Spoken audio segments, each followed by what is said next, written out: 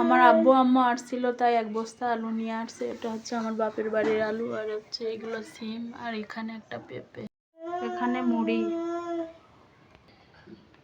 বুরিন্দা, পোলার চাউল 1 কেজি,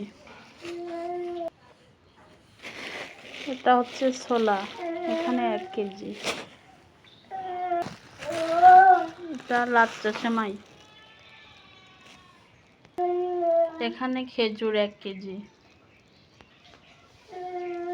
একটা নারকেল, তাল মিশ্রি। ঈদ উপলক্ষে এই বাজারগুলো আমার বাবারা দিয়ে গিয়েছে। আমাদের গ্রামের ওইদিকে ঈদ আসলে পরে এইসব মেয়েদের বাড়ি দিয়ে সাজা দেয়। আবার একটা মুরগি দিছে, মাছ দিছে। কি খাও? এগুলা কি? কি খাও? দেখি করো তো আব্বু। আর এই যে করো।